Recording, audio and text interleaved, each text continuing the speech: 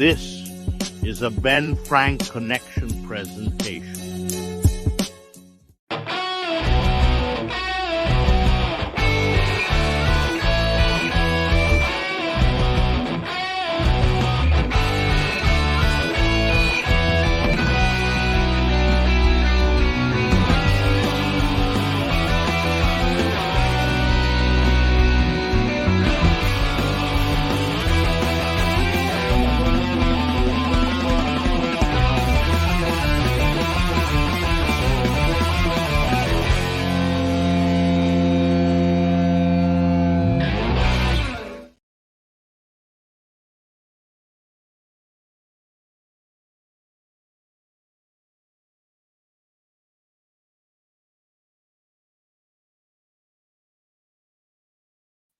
Let's get on with the show. What's going on, everybody? We are here, the ABJ podcast. ABJ presents Tornado Tag, episode 124, the history of the American dream, baby. Dusty Rhodes. That's one. Yeah, a lot of impressive. I set the over-under for bad Dusty impressions at 6.5 for this episode. Oh, well, that one doesn't count then, because it was amazing. They're all bad. You're right. But yes, we are covering the history with that. We are officially the last Sunday of the month. Tomorrow's April Fool's. I still think Philly is hosting WrestleMania, right? That wasn't a joke. If they're really committing to the bit, if they're not, because the stage is getting set up right now. The big canopy over the ringside is set up right now. Yeah, so it's going to be very exciting. Very, very pumped that we are going to be heading to WrestleMania in Philly. We're not actually going to WrestleMania. We will be at the festivities amongst Philadelphia. I'm sure I will be at Labor of Love on Wednesday and Thursday at the Attic Brewing Company facilities in Germantown. Just kind of hanging out, supporting our boys over at the Opinion City podcast. We'll be doing the pre-show and post-show. I'm going to try to go around and get some 5 questions with ABJ. Maybe get my bucket list 5 questions right then and there. That show, fingers crossed. Looking at you, Ultramanus. You're going to be there. Just give me 3 minutes. I'll knock them out quick. I don't need anything special. You know what I mean? But also I will be on Saturday, night 1 of WrestleMania, over at the block party on South Street, 628 South Street. It'll be from 11 a.m. to 6 p.m. at Suplex Vintage Wrestling. ABJ will be on commentary for Suplex Mania. That card is absolutely stacked. A lot of people we know, BP, performing on this one, are going to be wrestling on this one. The show's going to open with the Clutch Catch Point Student Battle Royal, which will open the show. Know a few of those people. Yeah, we know a lot. We know a bunch of the really good school. That is that's Gulak School, Wheeler Yuta, and Tracy Hot Williams, I believe, are the 3 people involved with that school. I know Phil Stamper's been doing a lot of seminars there. Yes, yeah, very much so. And then the opening match will be Nick Wayne versus Marcus Mathers. Banger. AEW's own Nick Wayne. Zeta Steel will be taking on Jada Stone. The post game will take on the Rep. Deshaun Pratt will take on Matt Quay. Aaron Ash will take on Mr. Grimm. Rocket, no longer Rocket. Sean Smith will be taking on Teriyaki. But I think they added Smith, I believe is. Yeah, I think just for now he's going with Sean Smith. He's filling that out. I think they added that as a triple threat, but I forget who the third person is. But yeah, that one's going to be a banger. Jordan Oliver versus Griffin McCoy, and then Joey Janela versus Broski Jimmy Lloyd. So that's going to be a really, really fun show. BP, where are you going to be at that weekend? I have no idea yet. I'm a civilian that weekend. I'm not booked anywhere. I'm not doing anything other than enjoying some wrestling. But I probably should have planned it out a little better. Because it's better going by the seat of your pants. Well, it is until things get sold out. Yeah.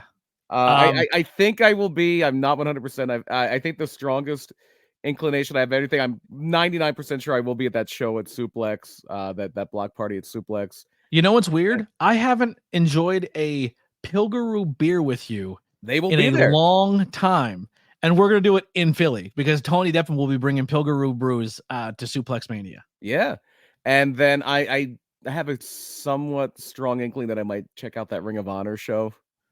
Okay. The Super Card of Honor, whatever their big thing is. I believe that's Friday night. Mm-hmm. And then also, if you guys want to grab your ABJ podcast merch, it will be available. I will give it to here's the bit I'm going to do. Every 13th of the month, the 13th, it's a cool number. The 13th caller. Yeah, the 13th of every month, I will rotate the new logos for the month. So I said logos like I'm from Philly. Did you hear that? Logos. Logo. Yeah. We're gonna have a new logo at the 13th of every month.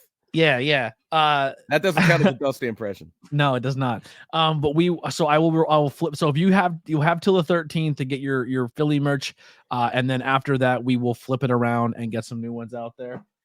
That might be subject to change because I think after that you take the clothes, you put them in the water. Yes, and then you throw them out. You throw them in the trash. I'll put them in the drawer. If I'm down there for 5 days, I might start talking like that again. That's my big fear. That would be amazing. That's my big fear. Former content that's out right now. Also, you can check out the Ben Franklin Connection. They have some really cool exclusive merchandise. So if you want to grab that ABJ Club, the Witchcraft by Lily, King Ralph, or the Russell Club stuff, that's all available and much, much more over there to support the Ben Frank Connection. Episode just dropped with Evil Dead Rise with our buddies Charles Moran. Had an absolute blast with that one. Charles didn't know the format of the show and came on not watching the movie, so that was a lot of fun. Oh, there you go. He still killed it though. And then Dante, Elizabeth James, Kate joined the podcast. Our most viewed episode so far. Right. So like actual people commenting, most comments, most engagements, most likes, and the most people watching at one time. At one point in time, between YouTube, Twitch, Facebook, we were up to 186 people watching that episode. I'm very, very proud of that. It showcased my ability to do interviews outside of the world of professional wrestling. So very, very proud of that. And the only thing I can announce right now, on Thursday when I'll be in Philadelphia, I don't know why I said it like that, episode with Mark Sorrells from the Kryptonaut podcast will drop at midnight. So you guys will be able to check that one out on Thursday. 5 questions with ABJ while we were at the Worldwide Dojo. We're wrapping that one up here with Brew Vallon. And then also the next, Brew Vallon's out now, but on Monday, we'll be dropping with Al De Niro. On Wednesday, we'll be dropping with Danny Moe. And that's when I was at PPW at the Slatington Expo Center. What was it? Born to Run. We were at that show. Got to fix that graphic. Says Denio Mo. I fucking broke that. I fucked it up again. Oh, that's the old one. I did fix it. Yeah. So it is corrected. Sorry, Denio Mo. You're a sweetheart. I will do that justice. Let me put it up. Because I'm a little scared. Danny's got a tough draw at the next PPW show. Yeah. Danny might come out a little worse for wear on April There's 20th. Danny Mo. Yeah. And then on Friday, Dio Bando. Baby. You always have to throw the baby after that. Dio Bando baby. No. Baby. You have to put the on the baby. Oh, okay. I'll try my best. But that's pretty much it. BP, you had a real busy week. What's going on with you? You hosted some trivia. You did a lot going on. I'm surprised I still have a voice. There were times throughout the weekend where I thought I wouldn't. I'm like, how am I going to do this? So I've had a busy couple of days here. Thursday night, great time at Pilgaroo Brewing. WrestleMania trivia, 1 question for all 39 WrestleManias. What was your hardest question? For me, I think the hardest question may have been for WrestleMania 31, what 2 former rivals teamed up to defeat the Bella Twins? Because I didn't want to make them look, if I'm trying to just stump everybody, that's not fun. Yeah. So you have to have some that everybody can get. Like, first question, who was Hulk Hogan's partner at WrestleMania 1? Pretty much everybody can get that. Yeah. But yeah, so the partners, the team that defeated the Bella Twins at WrestleMania. Was it Lita and Triss? No, it was Paige and AJ Lee. Oh, really? I did not know that one. And then the tiebreaker questions were a little harder. Like so it went to a tiebreaker? Yeah. And this is something, if you know it, you know it, but it's like one of those it's actual trivia. Like, it's like, oh, by the way, did you know this? Like, Rhythm and Blues, the Honky Tonk Man and Greg Valentine had a concert at WrestleMania 6. And they didn't announce who it was because he wasn't really that famous outside of a certain area at this point, but who drove the pink Cadillac they came to the ring to? Little Richard. Diamond Dallas Page. Oh, and you know what? I didn't know that. And it wasn't like, hey, we're going to bring in DDP. It's just that DDP owned a pink Cadillac at that time. They like, hey, can you bring it and you can be on WrestleMania? So he literally drove the pink Cadillac. I think he was living in Florida at the time, wherever he was living at the time. He drove it from there to Toronto just to be in WrestleMania 6. Who won? Anyone we know? No, it's Good turnout. decent. Yeah, it was Yeah. it was a decent turnout. Fun time. Fun time had by all. And then from there, Sanctuary on Friday night, the annual Stampede. A lot of fun there. I got to do commentary with the great J.S. Hawthorne, who I have that magic touch. There was once upon a time I interviewed a guy, and then 3 or 4 days later he beat Chris Jericho on AEW Dynamite. He got signed. This weekend I do commentary with J.S. Hawthorne, and then the next day he pins former at least WCW Cruiserweight Champion, if not WWE Cruiserweight Champion, Shannon Moore. He just interjects because he has like a Money in the Bank type thing in Shannon Moore's match with Bro Keller, and steals Bro Keller's 3 Legacies Wrestling heavyweight title. Yeah, so J.S. Hawthorne is a Sanctuary World Champion and a 3 Legacies champion now. And then while he's doing that, I am at AXW in Warwicksburg, Pennsylvania. They're making their return to Schuylkill County. Huge crowd, fun times, and a really great show. And I did commentary there. So yeah, my voice is shot. And all 3 shows had really good turnouts. People are showing up. People are supporting. AXW had a really good turnout for a brand new venue. 3 Legacies looked like they had a real packed house. So fun times to be all in the independent wrestling scene in the Northeast PA area. If you can see the tea bag, I'm literally drinking tea right now because that's how shot my voice is. Yeah. Well, I'm sure you'll rest it this weekend screaming at WrestleMania events. But yeah, but it's going to be a lot of fun. Anything this week in wrestling that we want to cover? I know the big one is the Rock's beatdown of Cody Rhodes. They finally allowed them to touch before WrestleMania. Well, it wasn't only that. We got blood. We got blood on a Raw show. Blood packet. I'm pretty sure No, it was blood packet because it was bleeding here, and then when the Rock smeared it into his hair, it never the water made it look like it was running, but it wasn't coming out of anything. That disappoints me. Cody, it was a packet. Look, a packet. If you're a Rhodes, you do real blood. If you're a Rhodes, we'll get into it. If you look at that, you saw that logo for today's show. Let's see if you can see the gig marks on Dusty. Yeah, I'll pull it back up here. You caught me on the spot there. Okay, his hair's covering the gig marks, but you see a lot. There's a lot there. There's gig marks there. Yeah. So that happened. Like bubble gum. The Rock, when the camera cut off, he still beat him up and put that on his social media so he can say Attitude Era. Now it drives the question. People are freaking out, like acting like that's real. That was the thing. Like, oh, the Rock, real? You come on. It's crazy. It's crazy. Here's the thing with wrestling: people want to believe, and I love it. And let them. I'm not here to tell them that it wasn't. It was everybody. The Rock really is a giant piece of shit. Yeah. No, he really beat the hell out of Cody, and just that was Cody. Cody may be dead. Who knows? Yeah. Cody did sign a new deal before he died. Before he died, so that's good for his family. But also, people are saying some promos during Monday Night Raw got a little crazy. CM Punk alluded to Vince. Which is kind of nuts. Honestly, I usually get real bored with long promos in WWE, but I thought Seth, Cody, and Drew was fun. Like WWE has been firing on a lot of cylinders lately, I think. Yeah. The whole like impressive. What did he say? Oh, I couldn't be impartial to you, both you candy asses or something like that. And then Drew's like, not PG. Like, but people are thinking when the product goes to Netflix, because The Rock said, I can say whatever I want. We're not on Netflix yet. Or someone said it like that, or Punk may have said it. Who knows? I believe it was Punk. Yeah. People are thinking though, when we go to Netflix, we may have a new Attitude-ish era or more of an edgier product on the Netflix deal. What do you think with that? I think that's going to be up to Netflix. Netflix is going to decide what type of show they want. They didn't spend, how much are they spending? $500 million a year for Raw to say, hey, do whatever you want on that show. You know, it's up to you. We're just here to provide you a platform. No, if you bought the show, you could decide. And it's also like a decision that they're going to have to make. And the decision to take a PG was Vince's. So the decision to make it, the PG thing came about when Linda joined the Trump administration, correct? No, it was way before that. When she was running for political office. It was a little before that too. It was when they signed a deal with Mattel. Gotcha. It was when they moved their action figure deal from Jakks Pacific to Mattel. and Mattel did not want to be associated with a risque product.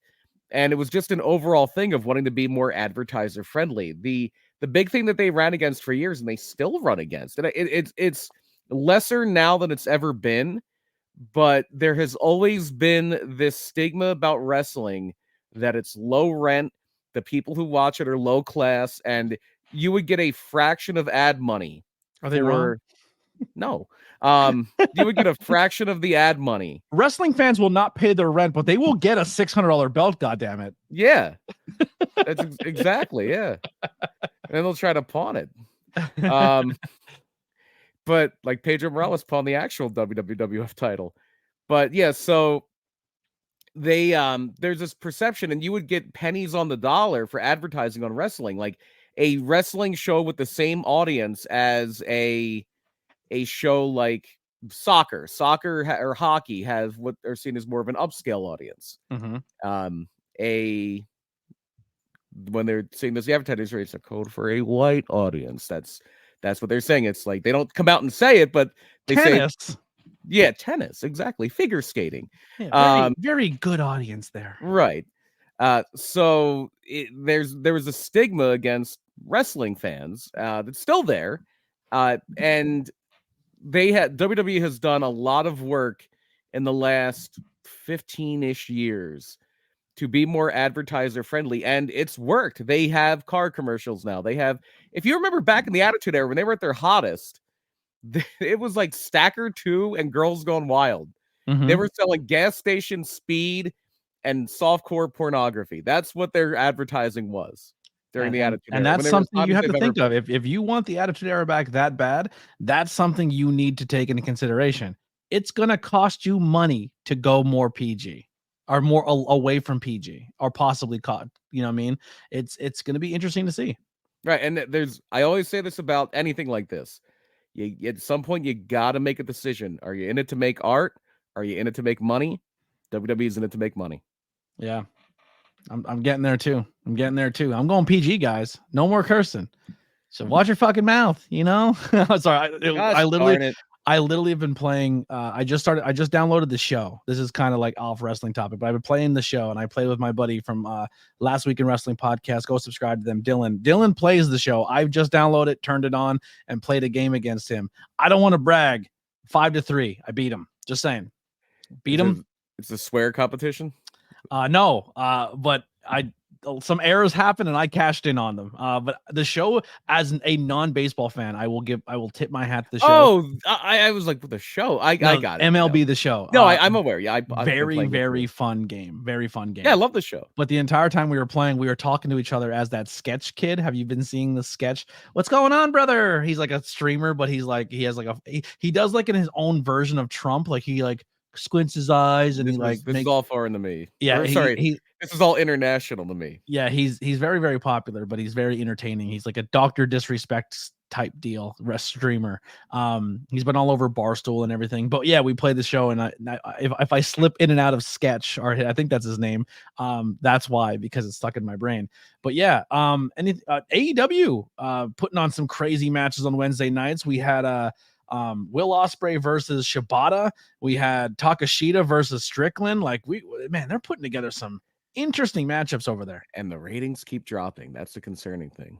Not insane. Not saying anything about the quality, but the ratings keep dipping. Here's a question: is it they're not putting out a bad product, but they're not. No, but WWE is hot, and when WWE is hot, tribalism gets really bad. Like it's not only that, but most people don't tune in to see great wrestling. They tune in to see stars. And I'm not saying Okada, Will Ospreay, I'm not saying these people can't be stars, but to the mainstream American audience, they're not stars because they're stars to the 120,000 people that watch New Japan.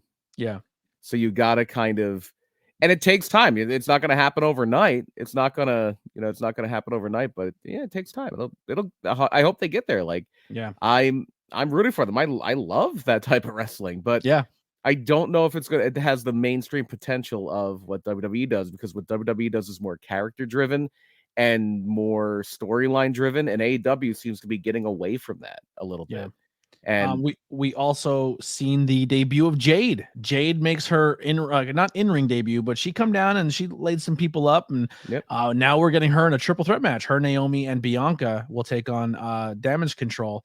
So that's super interesting. Trying to think what else cover. We will be doing a Mania pre-show. I'm not sure if BP's joining me. We'll do one possibly maybe Monday or Tuesday. We'll figure it out. I don't know exactly when, but we will be doing one around that time.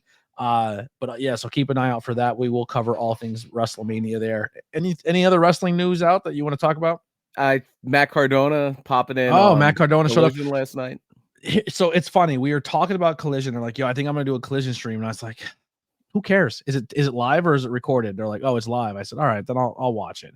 And they're like, who's gonna answer Adam Copeland's open challenge? I said, it's gotta be. I said, if I'm gonna say this is why you need to watch AEW now, you need to give someone something exciting to watch. So like my prediction was a former champion of the TNT comes out and challenges. So it makes the champion relevant. He has a banger match. It's like, oh my God, I should have tuned into Collision because that's why.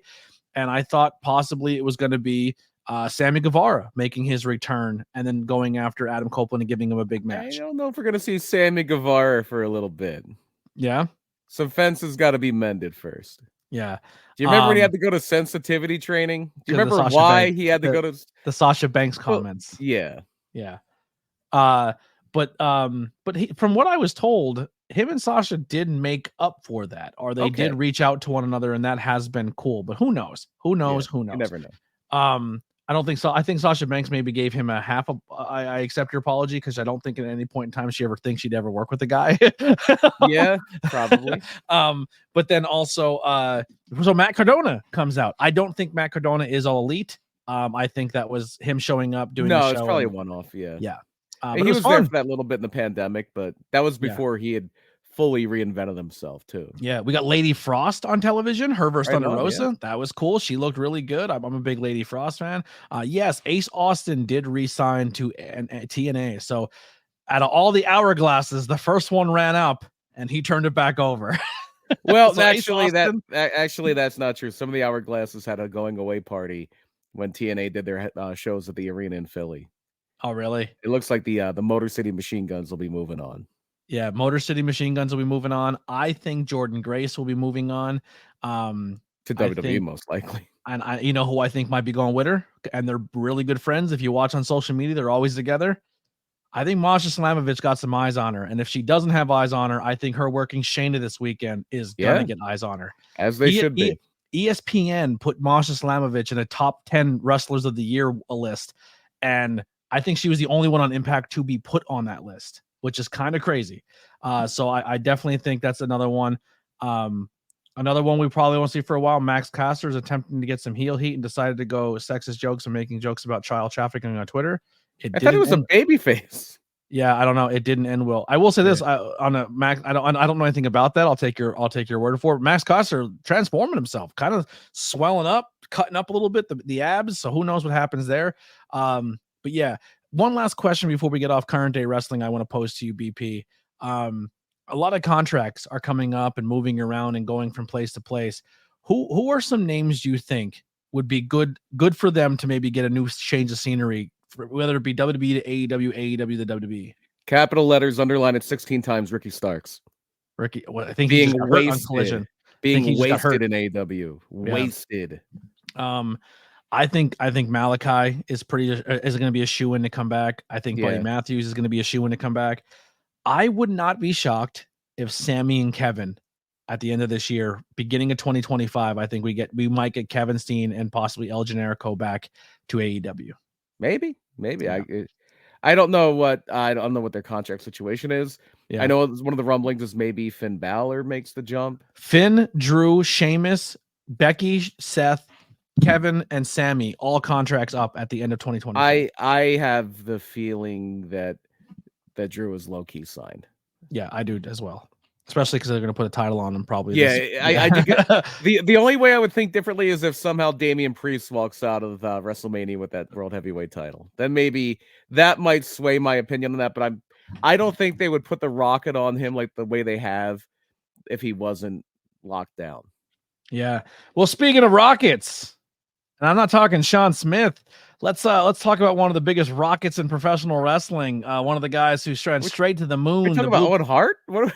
A guy who didn't have the abs, didn't have the persona, wasn't as pretty as the rest. That's true. I gotta catch up here. Had a little bit of a belly, but it's okay because he was the American Dream, Dusty Rhodes. Let's get into our topic of the night with the history of Dusty Rhodes. Oh, how do you fit this into 40 minutes or whatever it is? You go until you feel you need. You could do an entire series on Dusty Rhodes. This is one of the most prolific. We could do episodes on storylines Dusty was in. Yeah. You know what I mean? So we are going to compose. And if there is, listen, we do the history of things. But if somebody, one of our listeners are like, hey, can you break down the rivalry between Dusty and insert here?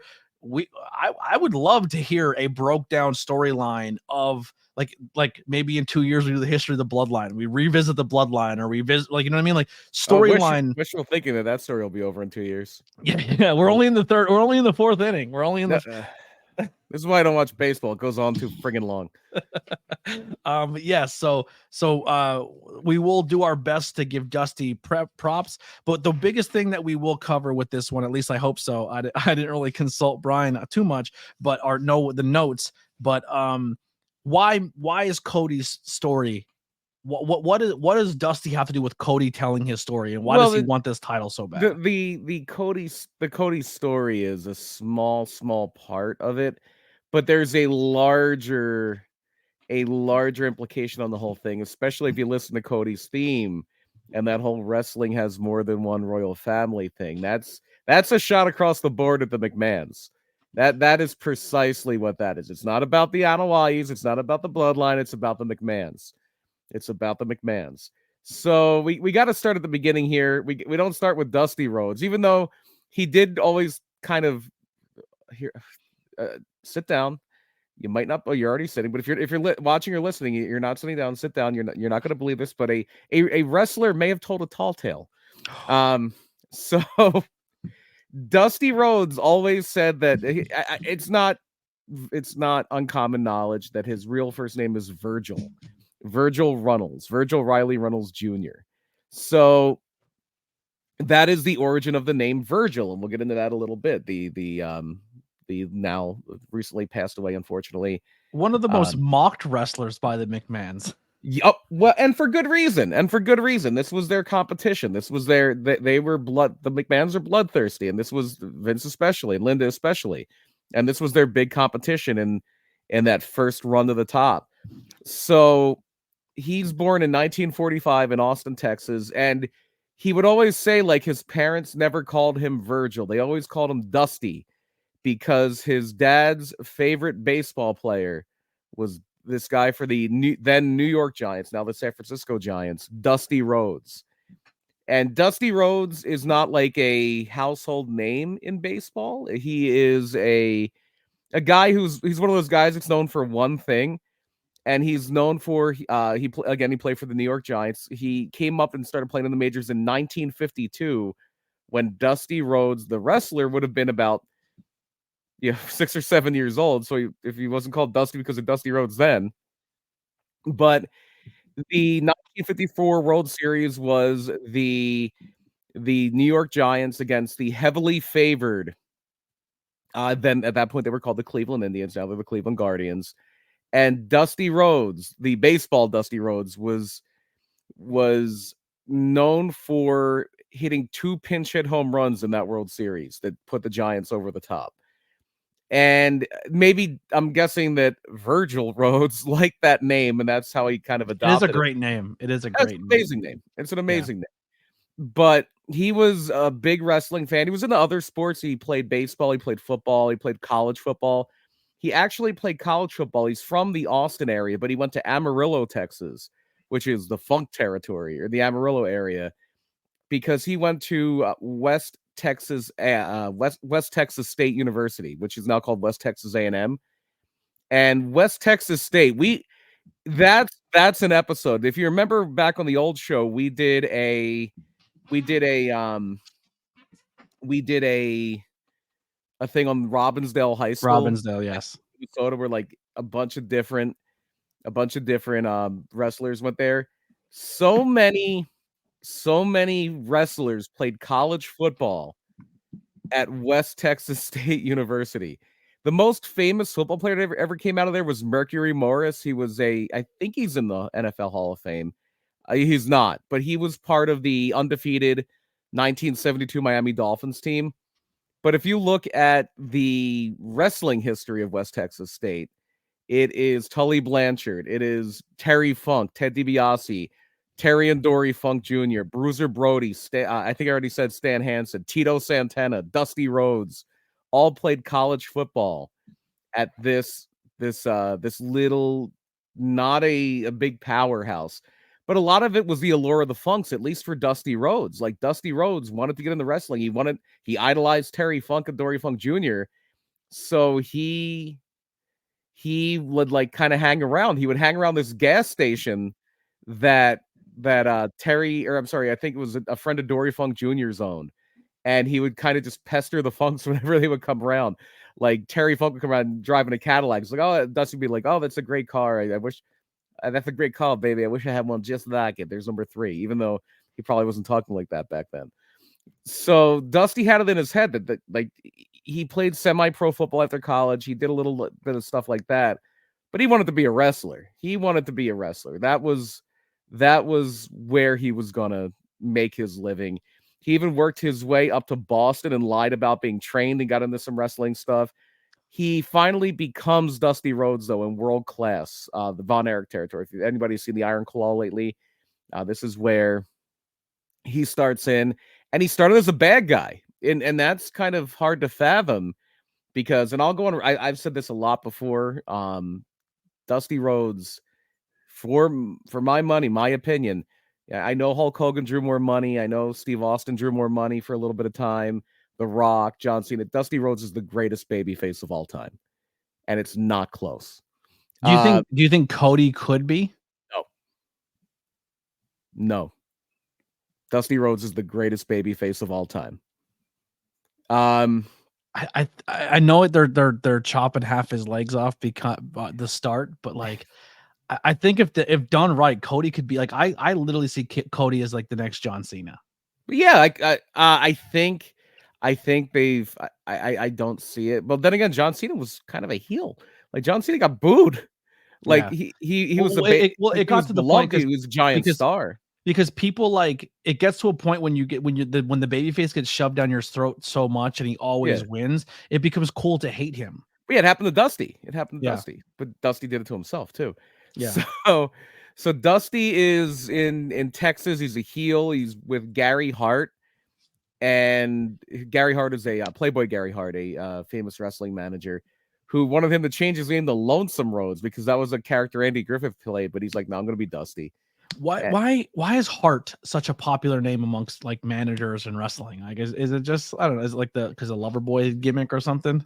I forget why he got that name. I actually read or listened to the audiobook version of Gary Hart's book at the suggestion of somebody that we're very close with. He's been on the old show before, Jeff. He's like, oh, you should listen to you should read Gary Hart's book. Okay. And I don't know. I forget where he got the name Gary Hart, but he was like a pretty boy. Like it was one of those like gay overtone things back when people would get heel heat just because they were being effeminate or what people considered gay at the time. Yeah. So maybe Hart because of hearts or something. I don't know, but whatever it may have been. So Dusty was with him for a while. He winds up really taking off though, and really getting off to a hot start by linking up with Dick Murdoch. And Dick Murdoch and Dusty Rhodes wind up being a very, very successful tag team called the Texas Outlaws. They were wild. They were in and out of the ring. They were wild. They were just brutal heels, almost like a Southern version of the Crusher and Dick the Bruiser. Just, we're going to come in. We're going to beat everybody up. We're going to tear everything down. We're going to leave a trail of destruction in our path. And they went all over the place. They were Texas, Kansas City, Detroit.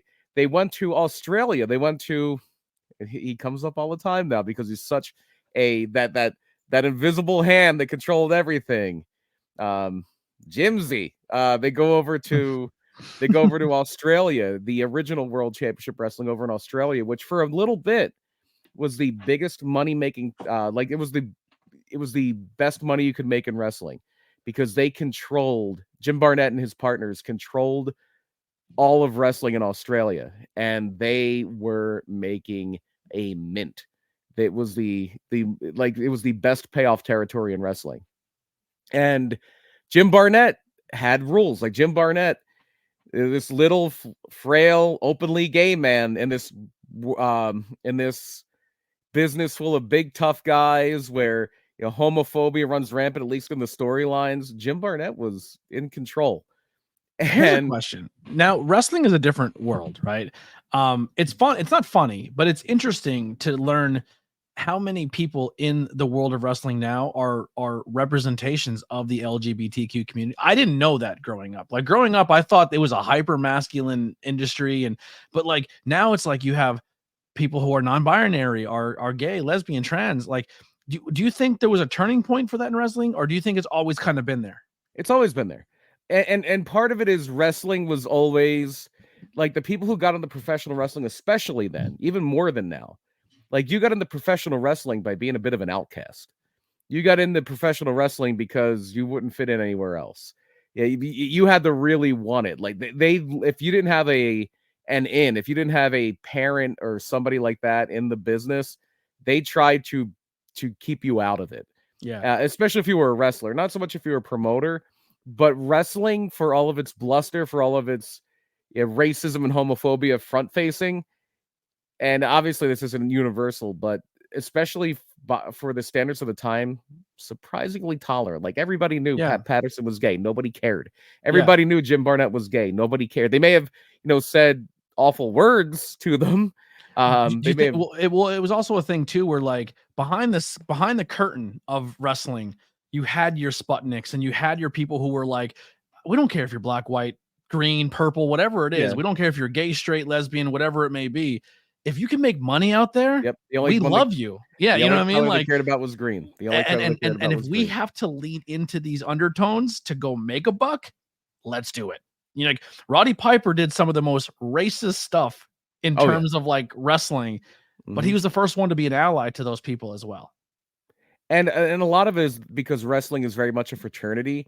It's like, and especially then in the kayfabe days where it was a closed business, like, you traveled, like, even look now, like, if you look now at all of the people in wrestling who seem that it's not, I mean, it's more open now than it's ever been, but look at how many wrestlers date other wrestlers. Like, it's because it's still a fairly close fraternity. They spend a lot of time together, especially if you're in the same company or traveling together. It's not a coincidence. This is why content creators, pro tip, don't talk shit about wrestlers on your content, because they're all friends. Yeah. Just silly. Yeah, it's a club and you're not in it. Yeah, it's okay to not respect or like the character, but when you start attacking them personally and saying that as a person they're this, but then you're like, but my favorite wrestler is this, and I don't know why he doesn't answer my DMs. There's a reason. A little busy, probably. A little busy. Yeah. So, Dusty and I'm Dick, just saying on an independent level, like, when someone's like, oh, I hate Ricky Price, and then like, how come this guy doesn't message me? Because him and Ricky are buddies. Like, and that buddy probably heard you talk about. Who the hell hates Ricky Price? Ricky Price is like the nicest guy in the world. Mean, I don't understand it either. The guy's a gem. I don't think I'd ever, like, even if you at one point didn't like him, that's probably the stupidest thing ever. But anyway, so how could somebody not like Ricky Price? But real quick, do you see Ricky and Junie's fucking bit? Yeah, I wasn't there when it was filmed. I was elsewhere. But dude, as soon as we both seen Ricky and then we seen Junie, we're like, we need to put those two together. Yeah. It didn't work out for them in the Stampede, though. It didn't work out for them, unfortunately, in the Stampede. TBA. I think that's going to be a team, two people you need to keep an eye out when it comes to making really good wrestling content and be wrestlers. 100% on that. So, where we last left Dusty Rhodes, he was in Florida. We're getting way ahead of myself there. He is in Australia with Dick Murdoch, and Jim Barnett has some tight rules. He wants all of his wrestlers to be a strong representative of his company. He doesn't want wrestlers out there. He wants you to be dressed nicely. He doesn't want you, doing things that are unbecoming of an upstanding citizen. And here are the Texas Outlaws. They're dressed like they just stepped off the farm, and their jeans and their Western shirts and their cowboy hats, and they're spitting tobacco juice on the ground and getting in the bar fights. And Jim Barnett catches wind of this, jobs them out around the horn, and they're sent back to the United States. So they're out of a job in the big money territory. They wind up in the AWA as the villainous Texas Outlaws, getting the fights with like the Crusher and Dick the Bruiser and other teams like that. Billy Robinson and whomever he's teaming with at the time. This is a little before Greg Gagne was a wrestler, but Dusty and Murdoch would sometimes have heel versus heel matches too. And one of the heel versus heel matches they had was against a great tag team, an amazing, one of the all-time great tag teams, Nick Bockwinkel and Ray Stevens, who were the pretty boy heels, and you had the tough wild heels. And usually when you have those two teams and they're both heels, or those two acts and they're both heels, the one that's a little bit more of a gruff fighter winds up being the de facto baby face. Mm-hmm. So even though they were all heels, Dick Murdoch and Rhodes are the baby faces. And this is where, even in the early 70s, mid 70s, you start to get a little germination of what Dusty Rhodes is going to be. Because when they're doing the thing where like, okay, you're kind of going to be the baby faces for the night, not full baby face, but you're going to be a little good. You would have those things where it's just a little bit of, they literally would call it and this is the term of the time, the black baby face comeback, like what Thunderbolt Patterson would do or Bobo Brazil would do. And it's a lot of what Dusty would do later. Dusty took a lot from Thunderbolt Patterson, who's going to the Hall of Fame this week, where he would do a dance that would be considered like a jive type dance. And he, like, usually when a black wrestler would do this, they would end it with a headbutt. Dusty would end it with the big elbow that he would become very known for. The spin up. Yeah. And so Dusty becomes more animated. Yeah. And at this point, one of the people that's training in the AWA at this point in the early to mid 70s is the guy who would go on to become Ric Flair. Who'd he ever beat? This becomes a very famous thing where Ric Flair originally wanted to be called Ramblin' Ricky Rhodes. He wanted to be the cousin of Dusty Rhodes, and it just never happened. Because Ric Flair was a lot bigger back then. He was almost 300 pounds. He kind of looked like Dusty. Yeah, so he was a thick boy. Yeah, he wanted to be Ramblin' Ricky Rhodes, but it doesn't happen. And Rhodes winds up going to where he finds himself. He becomes the Dusty Rhodes everybody knows. He goes to Florida. He goes to Florida with quite possibly the most respected booker of all time, Eddie Graham. And in Florida is where Dusty Rhodes winds up becoming the American Dream. But initially, it's a heel gimmick. The American Dream is at first a heel gimmick. It is, I am the American Dream. I am what you want to be and you will never be. And he comes out in like fur coats and talk about driving a Cadillac and I'm richer than you. I have everything you're never going to have. So essentially he's Ric Flair before Ric Flair? Pretty much. Buddy Rogers was already doing it at that point. Yeah. But it's more about flaunting like everything he's got. So yeah, it's a lot like that Buddy Rogers, Ric Flair, cocky type heel. Yeah. But they do realize after a while, we've got something. This guy should be a babyface. This guy can connect with that crowd. And they subtly do it. He gets a shot against Jack Briscoe, who was the big babyface at the time in Florida. Jack Briscoe was the first Florida regular to win the NWA title. Jack Briscoe was the local hero, and he comes back to defend against Dusty Rhodes, and he has to kind of cheat. He has to do some things that you wouldn't want to do to try to save his title. And eventually Dusty gets frustrated and throws him over the top rope, and the crowd kind of turns. The crowd kind of turns to Dusty. They maybe get a little sick of Jack Briscoe. He's been around for a while. So finally, they make a decision. Dusty's being managed by Gary Hart again. He's teaming a lot with this longtime Florida heel, Pac Song, against Eddie Graham and his son, Mike Graham. And eventually Pac Song turns on Dusty. And Mike Graham is trying to go in there to save him. He's like a 23-year-old kid at this point. Eddie's like, no, let them fight it out. Dusty's done everything to us. Don't save him.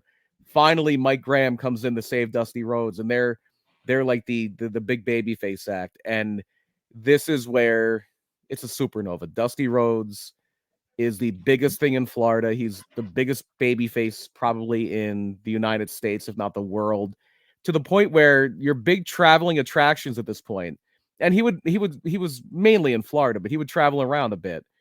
And the biggest traveling attractions at this point are the NWA World Champion, Andre the Giant, and Dusty Rhodes. Are your real quick question? You said about biggest or best baby faces. Do you think Bruno's up there? Yeah, I mean Bruno. The thing I will say for Bruno that I'll say for Dusty that I don't know if I would say for Bruno. I don't know if Bruno could have done it everywhere. And Gotcha. here, and same thing for like a John Cena, Hulk Hogan. Well, Hulk Hogan did do it in AWA, so he probably could have done it anywhere. But Dusty Rhodes, that act traveled, I think, better than Bruno would. And even when you try to strip him and make him something different, he still found a way to get over in WWE, even when he wasn't kind of supposed to. Yeah, 100%, 100%. And so, and that's the thing, because Dusty wound up, because he would take that jive talk. He would take that. A lot of it was patterned after Muhammad Ali, Thunderbolt Patterson, people like that. He would dance. Backlund didn't have the charisma. Yeah, no, Backlund. No. Backlund was. Backlund didn't find the character until he went crazy. Right. No, Backlund was an incredible wrestler. Backlund did a great job keeping that territory afloat, but he was never that transcendent, ultra charismatic. Backlund's so good at being crazy. I don't know if he's crazy or not. Backlund was basically WWF's answer to Vern Gagne in the AWA. Even meeting him, there's times where he would like slip out and he'd be like, "Yo, guys, like, I appreciate everything you're doing here and like doing this." And then he's like, I have no bad words to say about Bob Backlund. Yo, I love him. But like a whole time I'm like, is he little like, or is he doing his thing? Like, you never know. Like, he's from that old school. He might be working a little bit. Dude, do you think he worked us when he got in the ring and did the headstand for no reason? Maybe. What do you mean by working us? Like, it's something a crazy person would do. Like, he got in the ring. That's a very Bob Backlund thing. He would do the Harvard step test. He was always all about showing off his feats of athleticism. And he still does it. Nobody was paying attention. Like Bob. So real quick, Bob Backlund story. We're at a meet and greet. Bob Backlund gets up from his table, and it's like, I think it's early too. It's like, I don't even think the doors have opened yet. Like it's like a weird moment at the con where it's like dead. And Bob just gets in the ring and we're like, is he gonna like run the ropes? Like, is Bob Backlund? And we're like, everyone just pays attention. He goes, "Excuse me, everyone, I need your attention." And then he gets in like a yoga pose and then tries to put his knees on he's on a headstand, and then he puts his knees to his elbows and tries to extend his legs and falls and tries it like 2 or 3 times. And then like kind of gets it and everyone claps. And then he just goes, "Thank you." And then just walked back to his table. And he got it pretty well. Let's give Bob Backlund some. But I mean, it was so random. It was so random. Go ahead. I'm sorry. I derailed Especially for a man who at the time was like 72 years old. God. I loved him. He was choking people out. Amazing. Bob Backlund was great. Everybody got put in a headlock. Like when we took a photo with him, I didn't know if he was. You get the crossface chicken wing with Bob Backlund. Yeah, it was unbelievable. It was. But so even that age, still working. Yeah. So the 1970s in Florida is when Dusty Rhodes really comes into his own. And the thing that I really think makes him transcend a guy as a babyface like a Bruno. Bruno had mass appeal. Bruno was incredibly charismatic. Bruno had his big stronghold in the Northeast for a reason. Everybody loved Bruno, but he was mainly for the Italian crowd. Yeah. Like he was, and the Pittsburgh crowd, because he was like adopted Pittsburgh burger. So like he was mainly for the Italian crowd. Pedro Morales was mainly for the Puerto Rican crowd. Ivan Putski was mainly for the Polish crowd. Like that was Vince McMahon Sr., Vincent J. McMahon's whole bread and butter. He had these ethnic baby faces, and then a lot of his heels were Irish, because the cops that would give all the other people crap were usually Irish. Like that's how Hulk Hogan got his name, because Hogan is an Irish name. Yeah. And he gave Vince J. McMahon gave him that name when he was a a heel in the WWF. And Dusty did a lot of traveling, and his whole thing was always a chase for the NWA title, but Eddie Graham never wanted him to win the title long term, because if he won the title long term, he would have to travel with it, and Eddie Graham always wanted him to stay in Florida to a certain extent, but he would have his trips other places. And the one that's going to really tie into what we're talking about now and finishing the story and all that is in 1977, when superstar Billy Graham is the WWF World Champion, and he's a transition champion. He's there to transition the belt from Bruno Sammartino to Bob Backlund, but he was a transition champion even though he was champion for like 10, 11 months. He was told literally before he won the title, "You're winning the title from Bruno on this day. You're losing it to Backlund on this day at the Garden." Like, he knew, even though it was about a year out, when he was losing the title in the Who. That's how far out they booked the WWF back then. But one of the stops along the way, the biggest stop along the way for Dusty Rhodes, or for Billy Graham, was Dusty Rhodes. It was a program, a 2 or 3 match program in the Garden in the fall of 1977, where Rhodes and Graham went at it. And that's when you had that promo in the Hamburg Fieldhouse where he's talking about uniting all the races and stuff like that. And that was Dusty's appeal, where Bruno was just for the Italians. This guy was just for this guy. This, not just for, but mainly for this. Like, Dusty Rhodes had that universal appeal. Everybody loved Dusty Rhodes, especially had that crossover appeal to black fans. Yeah, because he didn't look down on them. He was one of them. He's like, he would talk about, wanting brown sugar before that was like socially acceptable. When interracial couples were something people would shudder at the thought of, Dusty Rhodes was saying it was okay, and all that stuff.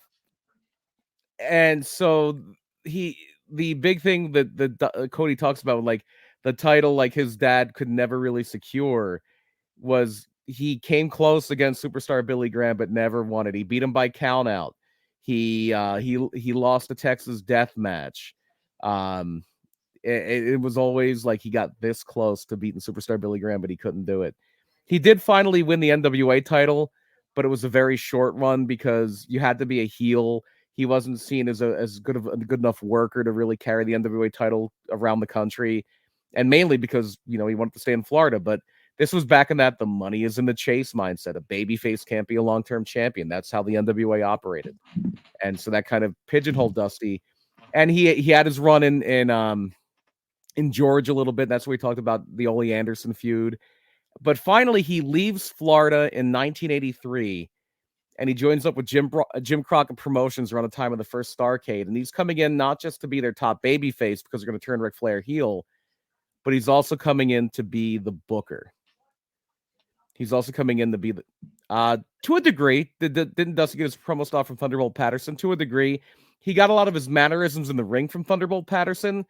And a little bit of the promo stuff, a little bit of it was Dusty himself. A lot of it was Muhammad Ali. If you're going to give any one person credit of having the main influence over Dusty's promos, it's Muhammad Ali. Yeah. So with Jim Crockett Promotions, Dusty is now in the driver's seat. He is booking. And his big program was with Ric Flair. And they do a big thing at the first, not the first Starrcade, the second Starrcade, the $1 Million Challenge. The whole thing is the winner's going to get $1 million. It's Ric Flair and Dusty Rhodes with Joe Frazier as the referee, and Flair wins. It's a controversial finish where Frazier stops it because of a minor cut, and it was supposed to set up a match with Dusty Rhodes and Joe Frazier, but Joe Frazier got cold feet. So then we have there's an infamous angle in 1985 where Ric Flair says he's going to help Dusty take out the Russians. Like, we have our differences, but I'm an American, you're an American. Let's take out these Russians.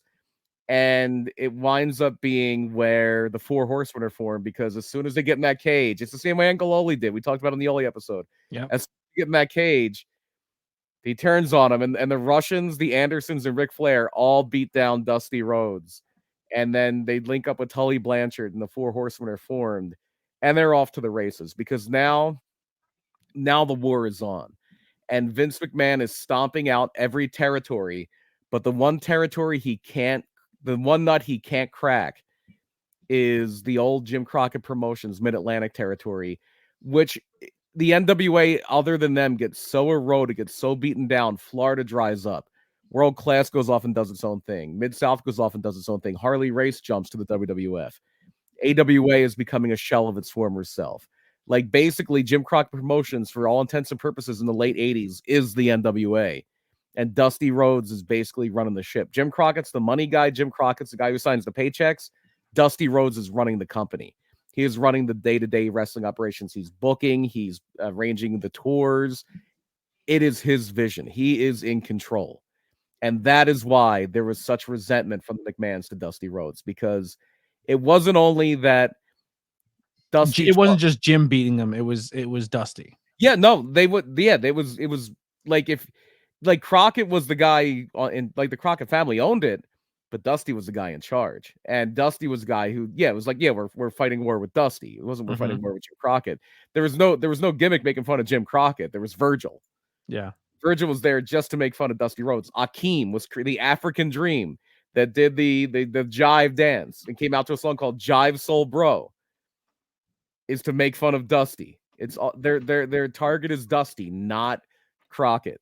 I loved it though when I was a kid. I didn't know it was a rib. I was like, I love the American Dream. This African Dream guy's funny. It's just like when when they had the Monday Night War in the 90s, and for that 2.5 years, WCW was kicking them from one end of the country to the other. WCW was dominating them, has them on the ropes. Vince McMahon never had the couldn't swallow his pride to say Eric Bischoff is beating me. It was always Ted Turner. It was always Ted Turner's beating me. Ted Turner didn't have other than signing the paychecks and approving the budgets, Ted Turner didn't have a damn thing to do with WCW. Yep. It was Bischoff. Bischoff was beating him. But that's not about Dusty. So Crockett's going really well. They have a really hot 85, a really hot 86. They're not as nationally spread as Vince is. Vince is getting into Chicago. He's getting all the way out to like California.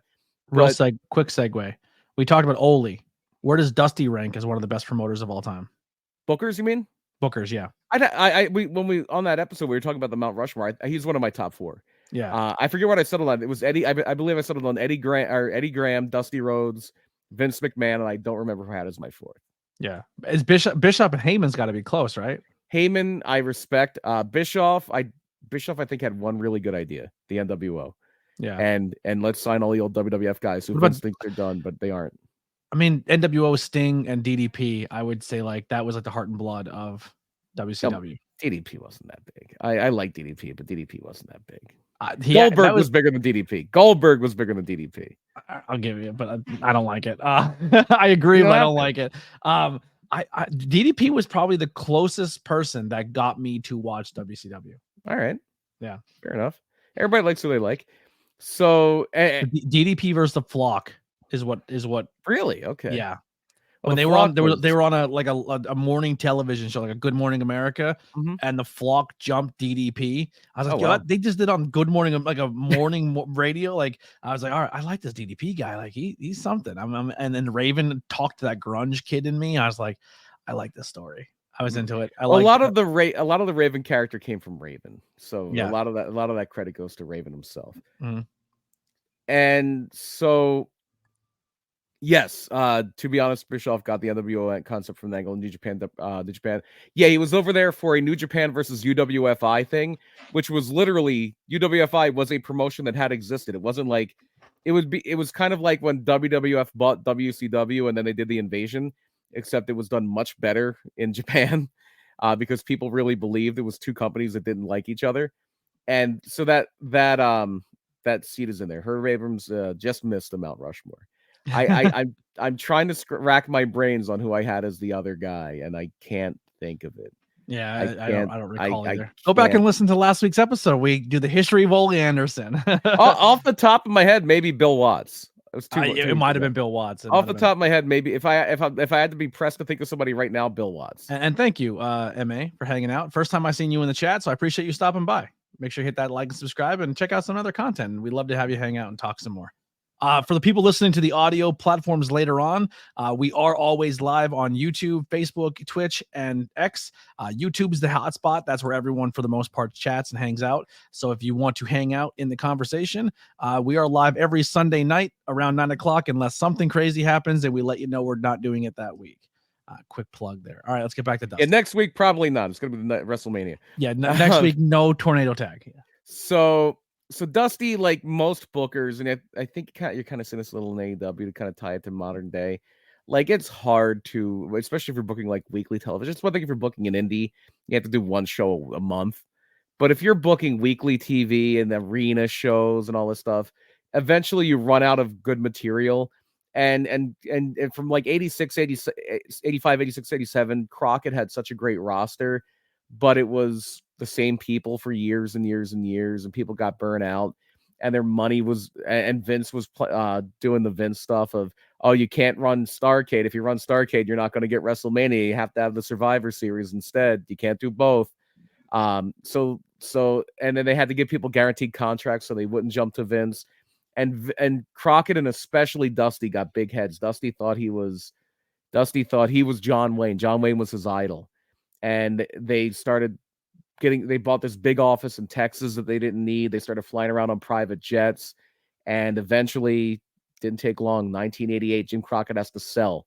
Jim Crockett has to sell to Ted Turner and Turner TBS. And Dusty's still there as the head booker, but now you have that corporate oversight. Jim Crockett just let Dusty go. And then when Turner comes in, we have to tone down the blood. We can't say foreign object. Like, Turner had this whole thing from CNN, like, you can't say the word foreign. Instead of saying foreign, say international. So Dusty would joke and have people call it an international object. If you ever heard the term international object, that's where it comes from. A Dustyism. And Dusty kind of outright defies them. In late 1988, Dusty has them do in very late 1988, Dusty has them do an angle because he's turning the Road Warriors heel. He's turning Hawk and Animal heel. And they have him turn on Dusty by, those spiked shoulder pads they had? They had Dusty Rhodes get spiked in the eye with a shoulder pad. And his eye, and obviously blades like run under the eye. One thing we totally overlooked is his legendary feud with Terry Funk.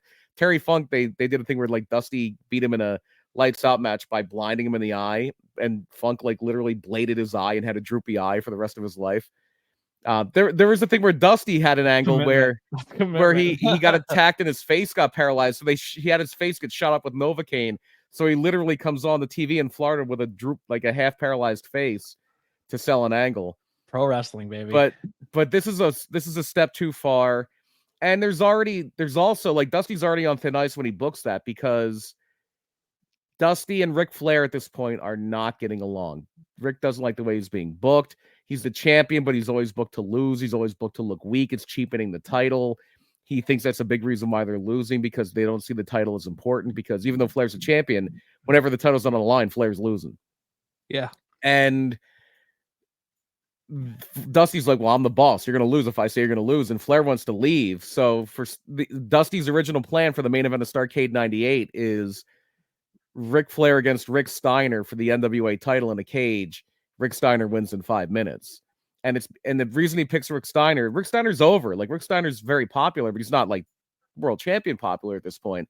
But Rick Steiner has a reputation for being the toughest guy in the locker room. And it's basically, you're getting that cage with Rick Steiner, and either you're going to let him win it or he's going to take it from you. It's up to you. Yeah. It's go do your job, or we're gonna make sure you have to do the job. Yeah. It's Rick Steiner's the guy who's going to come in as like the shooter, the policeman. And the thing that makes this an issue is when Ted Turner buys buys Jim Crockett Promotions, Ted Turner had a favorite wrestler, and it wasn't Dusty Rhodes. It was Ric Flair. He the main guy he wanted to make sure he took care of was Ric Flair, because Ric Flair was ready to leave. There were rumors even before that Ric Flair was going to wrestle Randy Savage at the first SummerSlam in 1988 before they did the Mega Powers and the Mega Bucks. But Ted Turner made sure it didn't happen. He made sure Ric Flair was taken care of. So after the strife with Flair and after the spike angle, Dusty Rhodes is fired. Dusty Rhodes is fired. And Sting is involved at this point in time too, right? Yes, Sting and Rick Steiner both came over in '87 when they bought the UWF, which was Bill Watts' promotion. He was doing really well. The economy in that area in the Deep South, because it was so tied to the oil industry, tanked, and he couldn't compete with Vince and Crockett.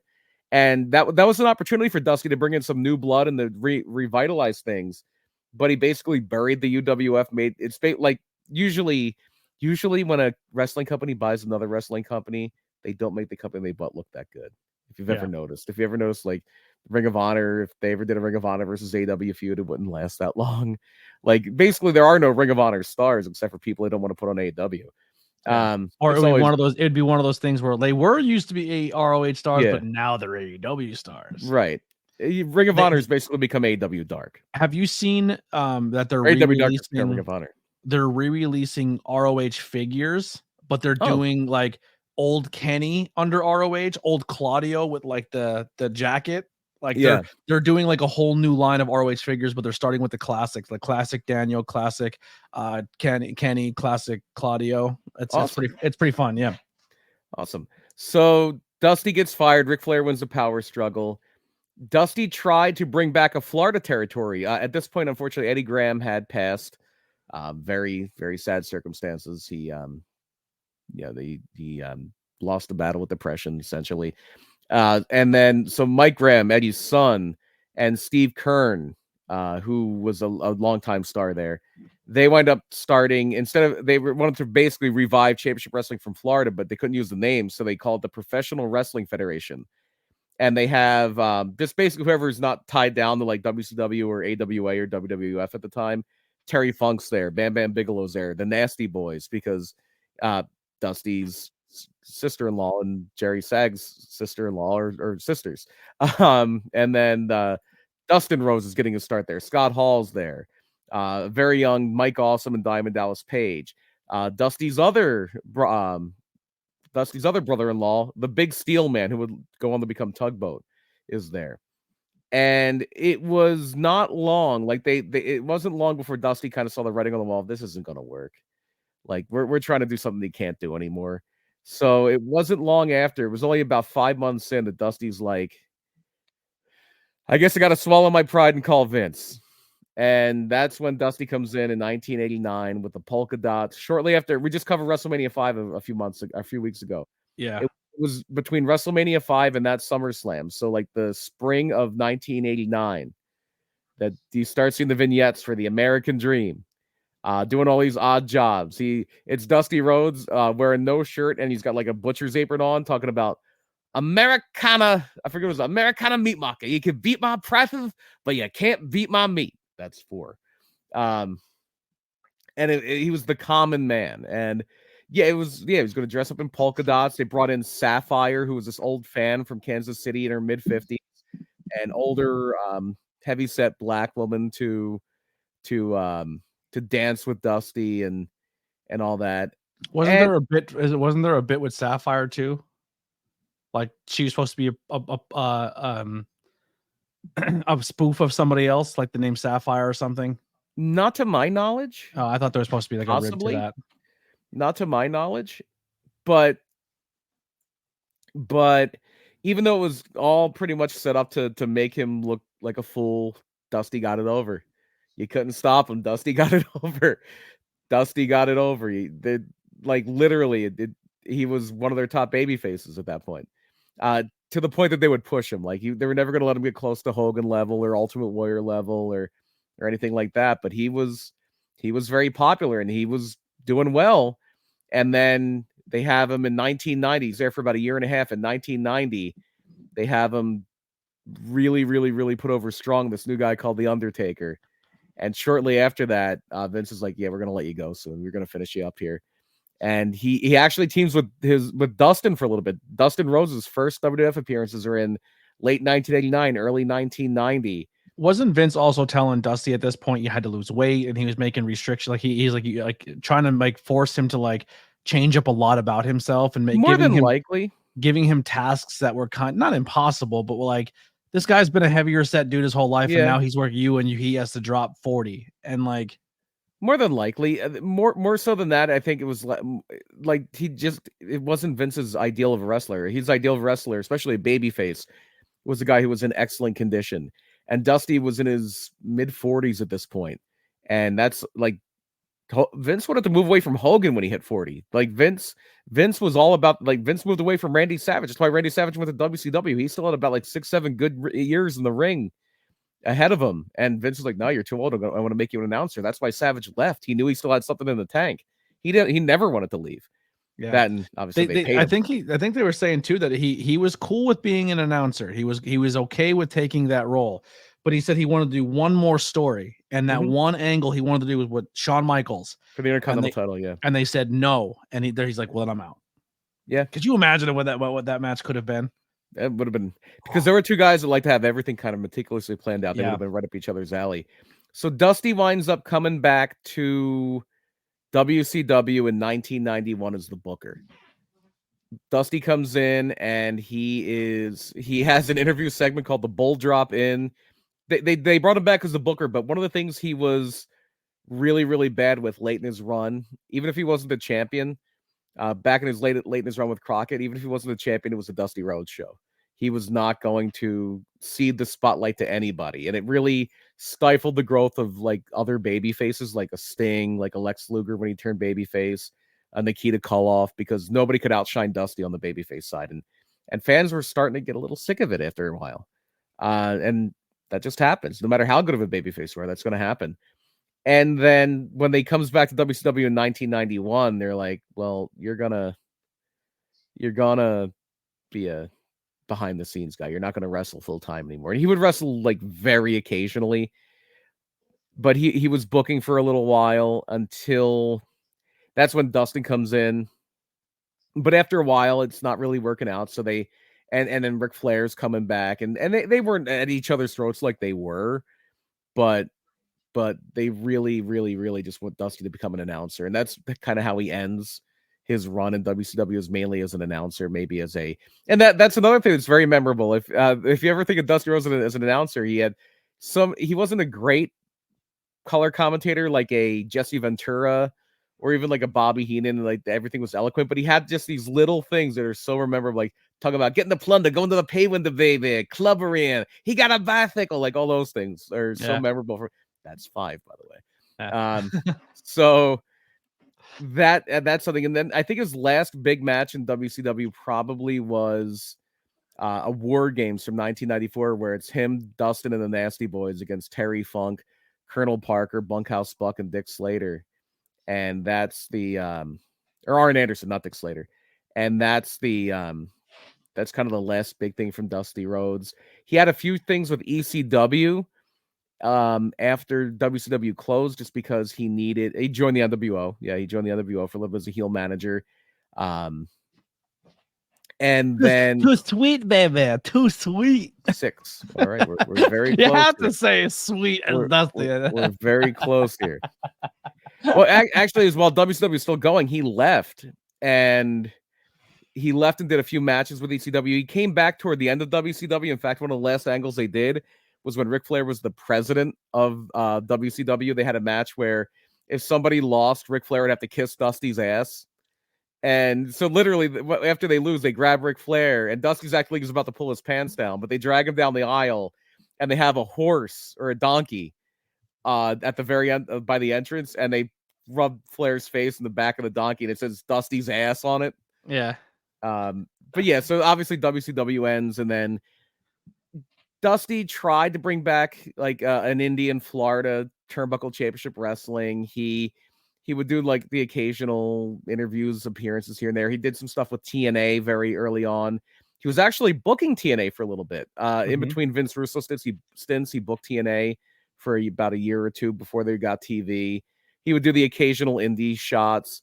And then finally in 2005, he does sign that Legends deal, and he's a creative consultant with WWE.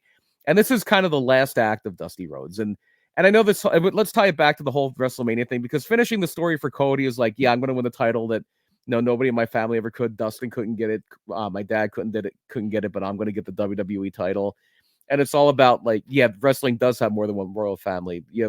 There's no McMahon's involved in WWE anymore, but there sure is a Rhodes, and he's going to win the main event of WrestleMania this year.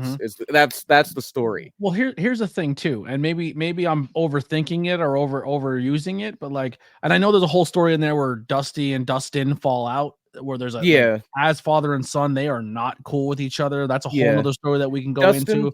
Dustin and Cody had very different experiences. Dustin grew up when Dusty was traveling across the country. Dustin's mom and Dusty broke up.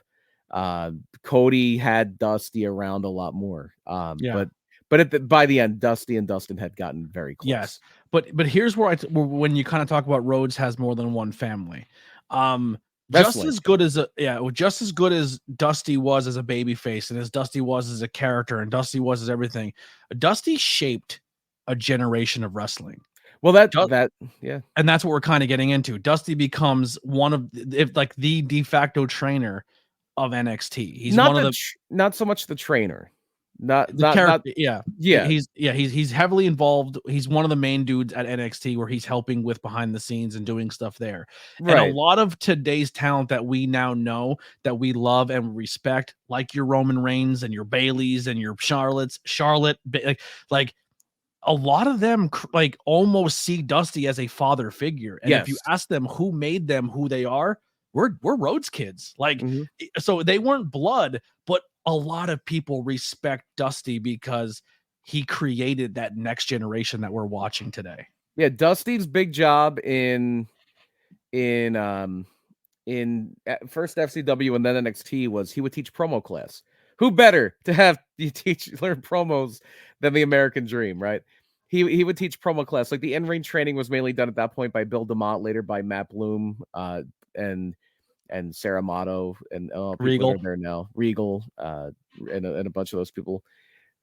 They have a whole Steve Carino's down there. They have there's people who you don't even realize are down there that are down there. Yeah. Like not too long ago, Lindsay popped in to help some people. You know right. I mean?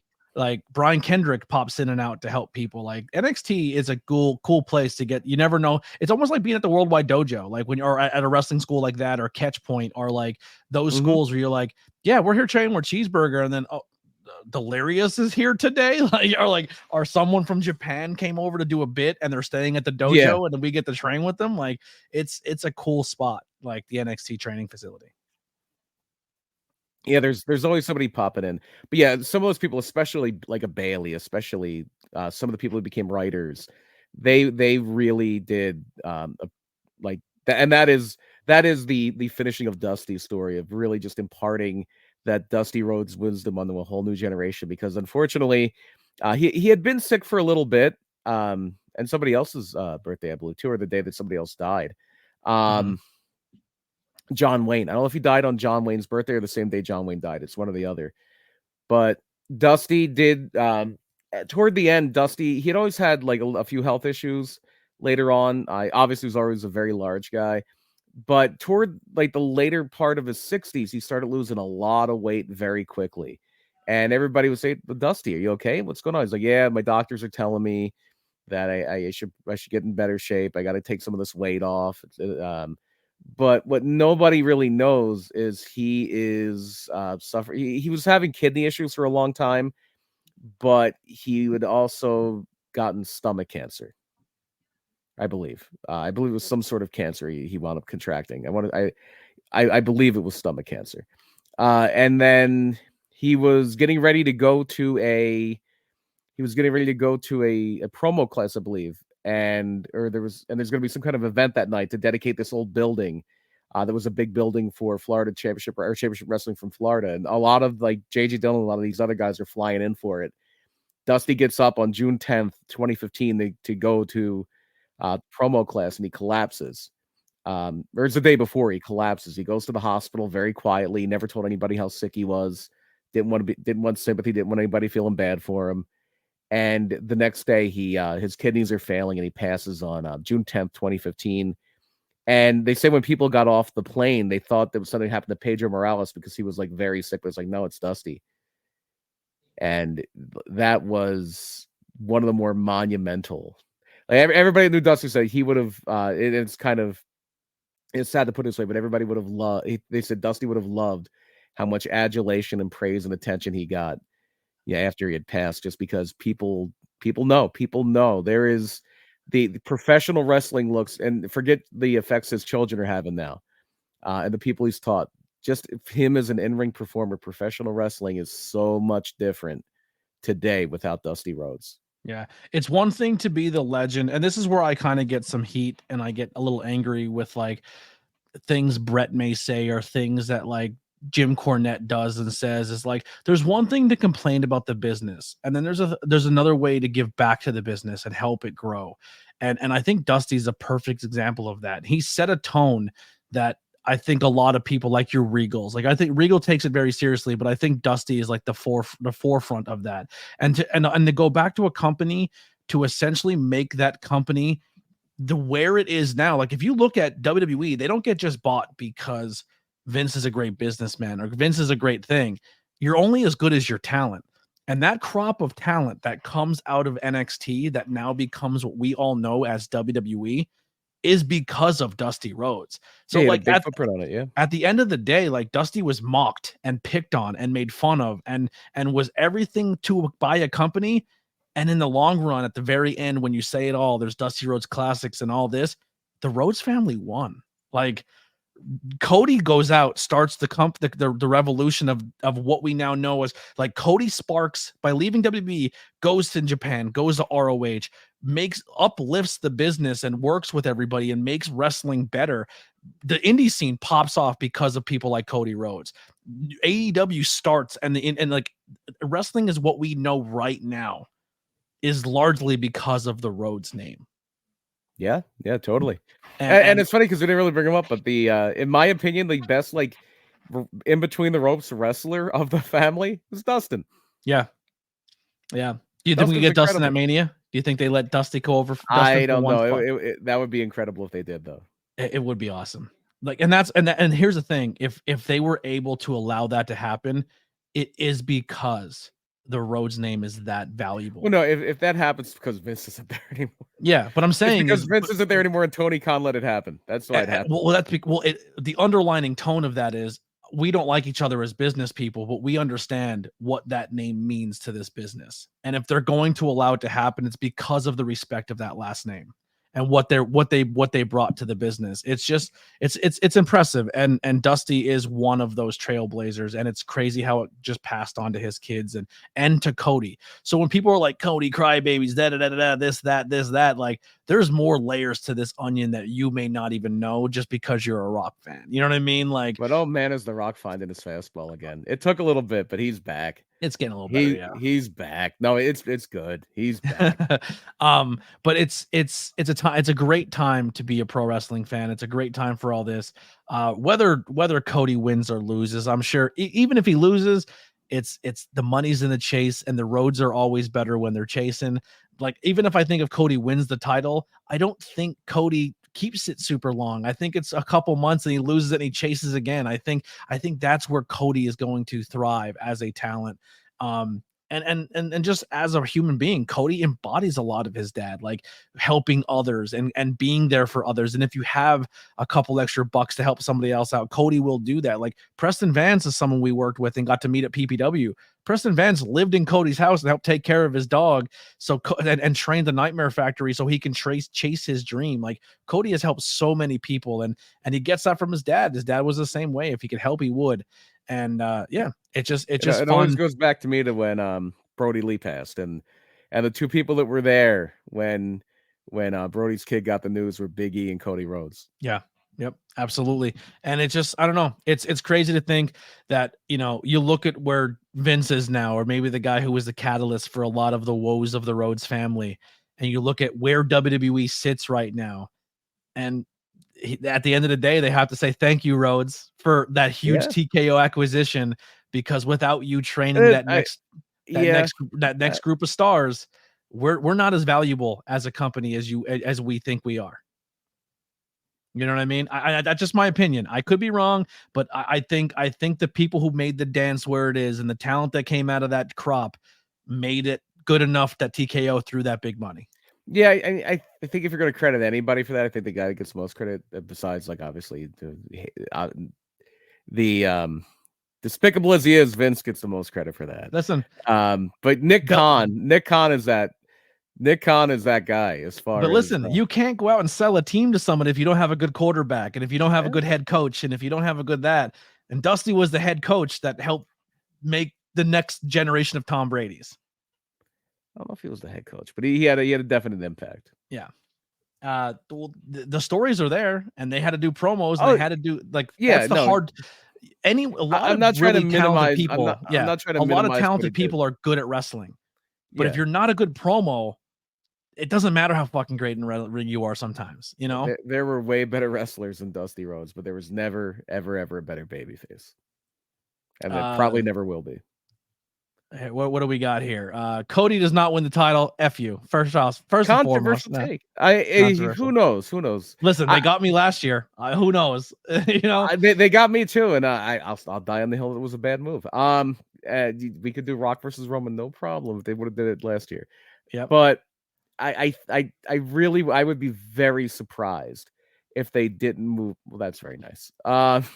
I would be very surprised that they didn't move heaven and earth to not have this Rock Roman match if it wasn't to coronate Cody. If you're just gonna have Cody win it some other time or not win it at all, you just ignore the Cody chance and you do Rock Roman at WrestleMania and you have Cody beat Seth Rollins.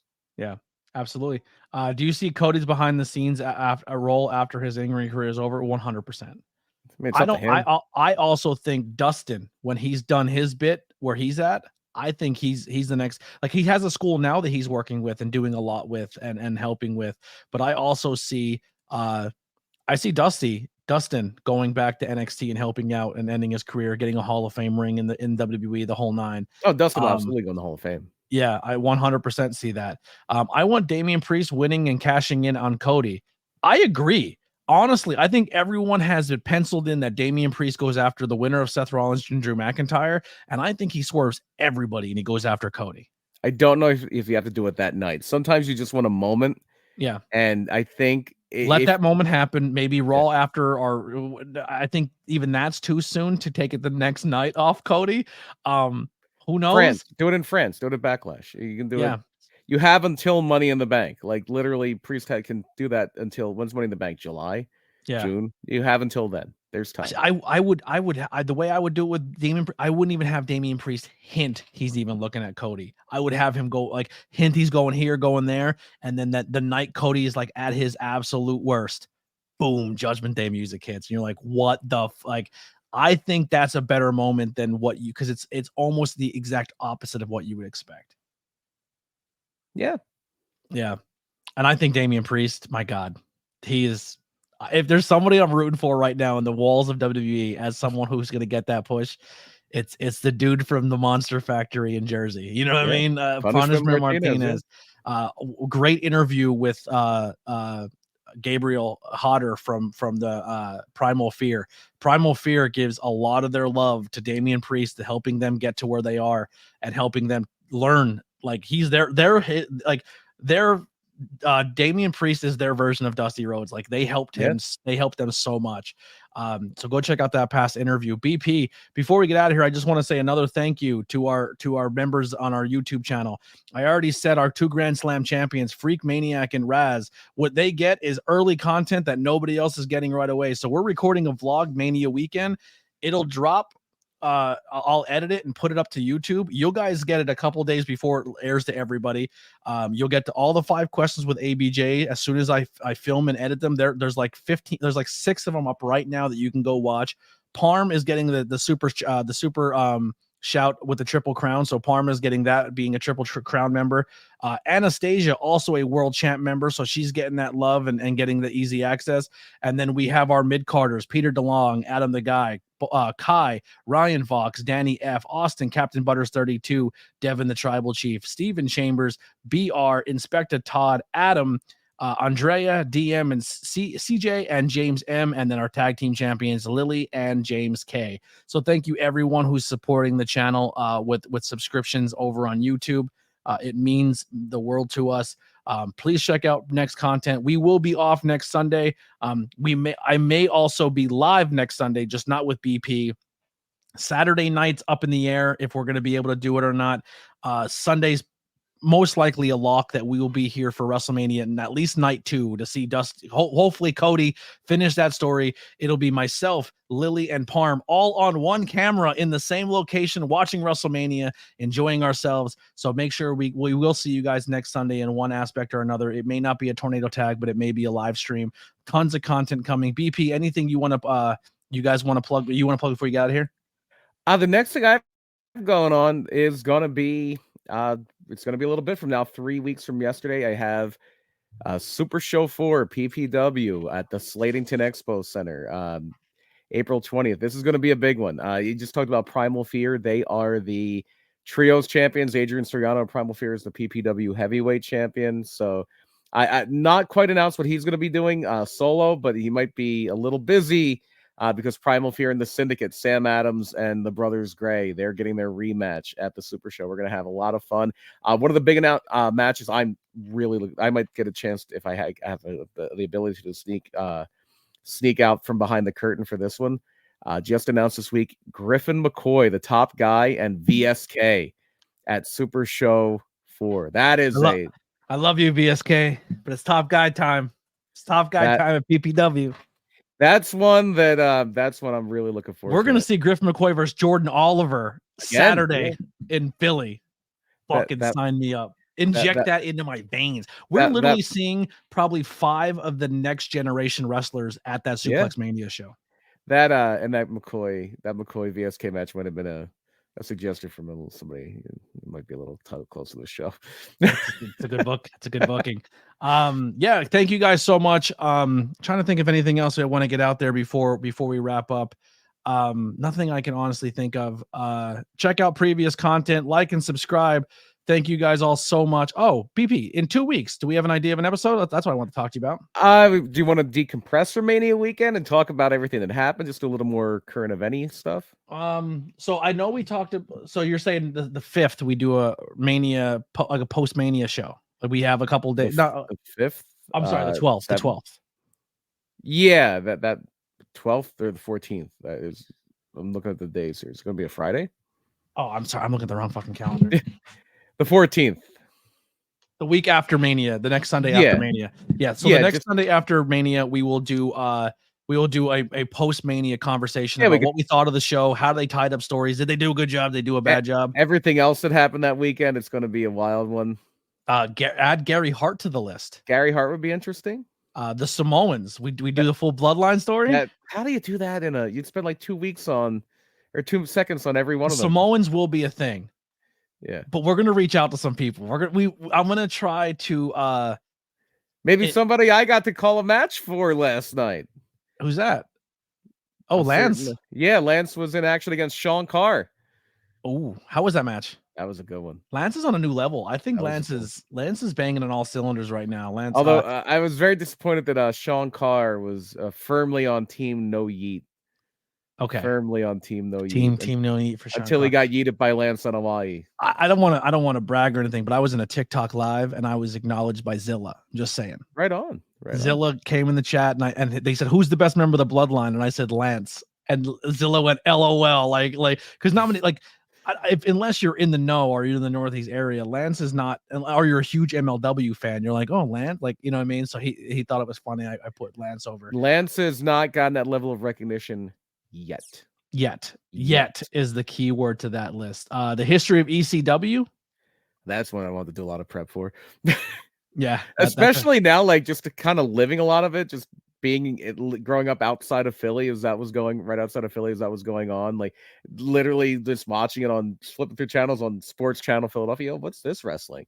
Yeah. I recently, it was like 6 months ago, read Todd Gordon's book, which was very interesting. His side of the story of ECW. Another name, manager Akbar. The general Skandar Akbar. Yeah. All good ones. Keep them comments coming. If you're watching this later or you're listening to this in your car and you're screaming into your speakers right now, do this episode. Comment. Head over to our social media. You could search my name, Anthony Blackwell Jr. That's kind of where everything's at. But and also huge thank you to Raz for the $3 super sticker. We made $3 this episode. We're killing it. We're doing it. I gotta be honest. The donations we've been getting, the people joining the memberships are all.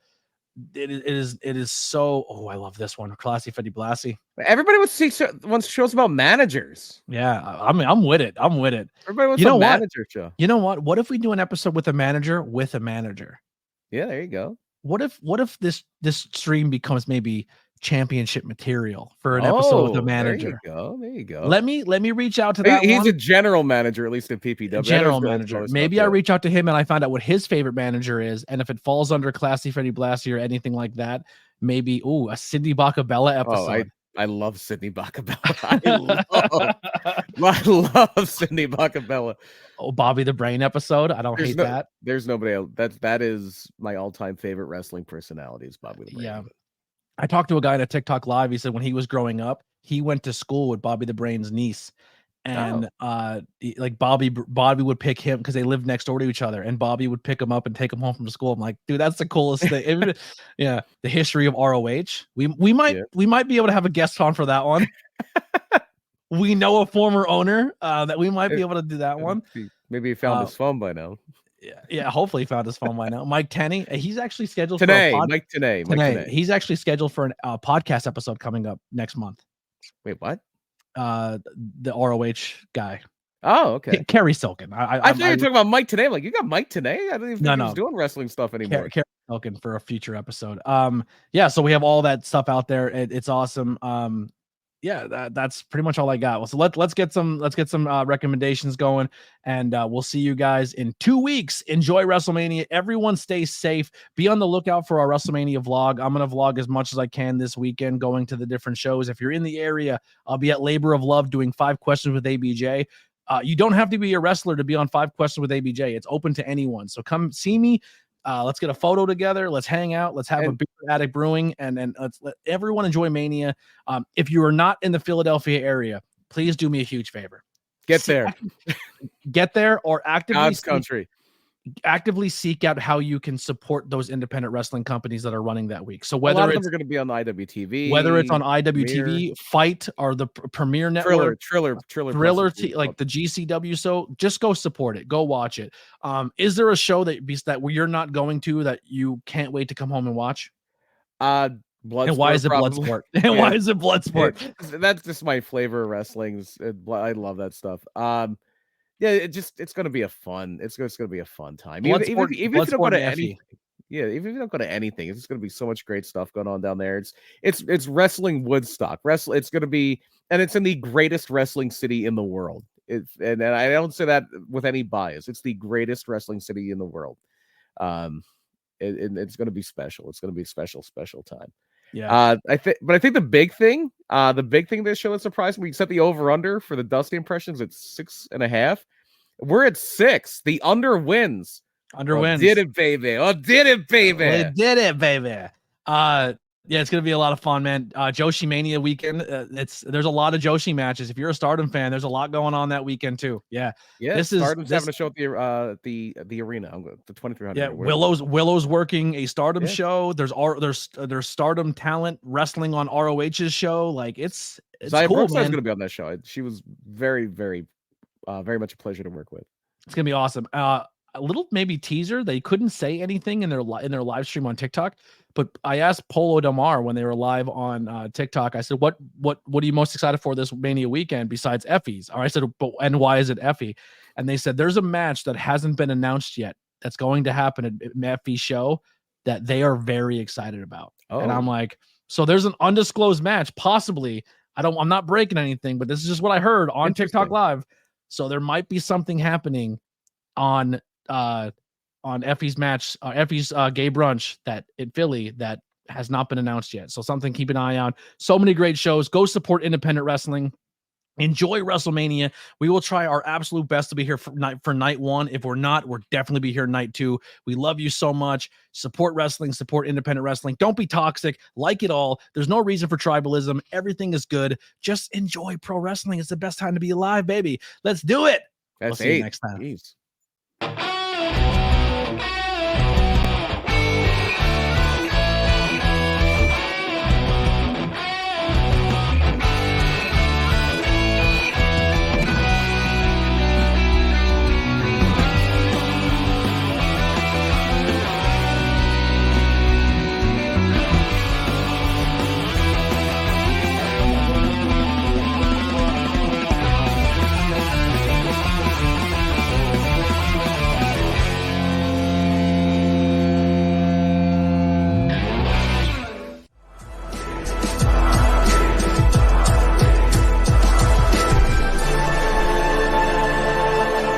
thanks for watching this presentation.